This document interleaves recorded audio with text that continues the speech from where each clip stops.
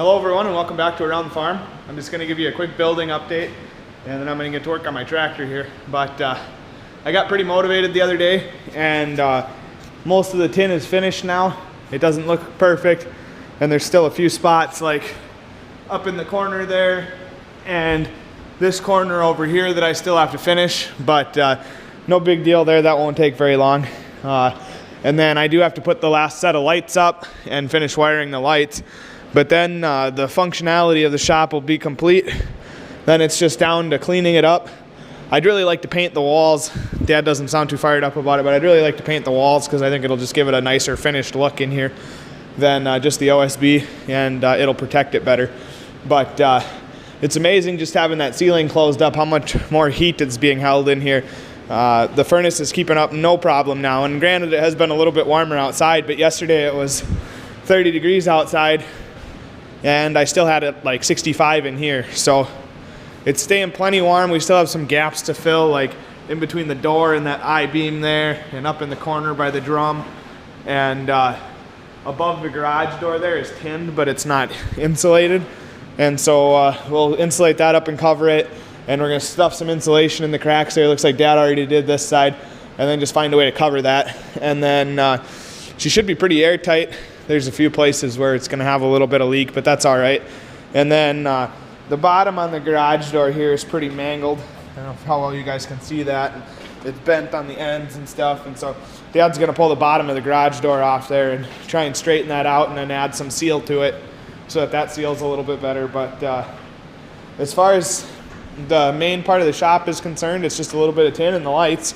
We got our steel bench top, which is going to need a little bit of work. It didn't quite get done how I wanted it to, but it's better than nothing.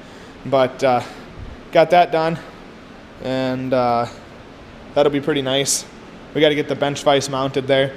And there's always going to be little things that need to be done. You know, there's some drawers that need to be made still.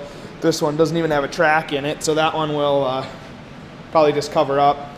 But just little stuff. There's always going to be little stuff, and so, you know, getting a radio, I'd like to get a radio down here because when I leave, that one is coming with me. And just, you know, small stuff like that.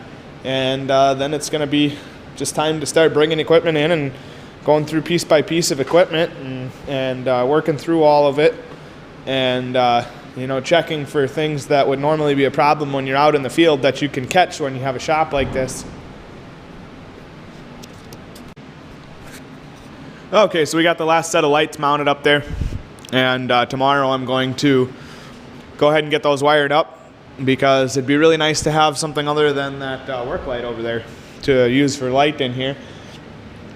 And yeah, I'm really looking forward to that. Hopefully I got enough wire. If not, I guess I'll have to make a trip, but I may run just a little bit short, but we'll see what happens.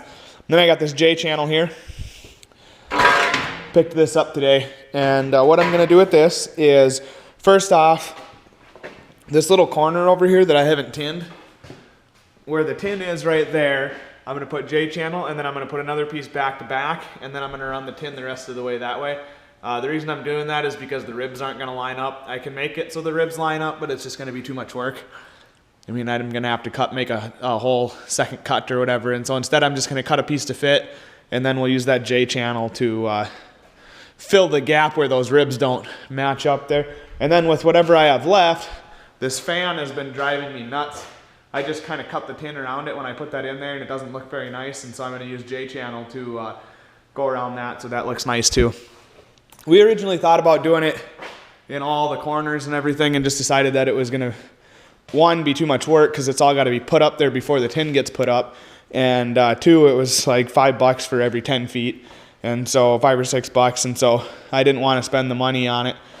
And really, it doesn't look that bad. If you really look at the corners, you can see where things don't line up perfect. But you know, for what we're doing in here, it's perfect. You know, for me, it's as good as it needs to be. And so yeah. So hopefully tomorrow we can get these lights up and stuff, and then we can see what we're doing in here. And then we're just about done. And so then. Who knows what's going to happen with this channel after that, I guess, because I won't be at home here where most of the farming stuff happens.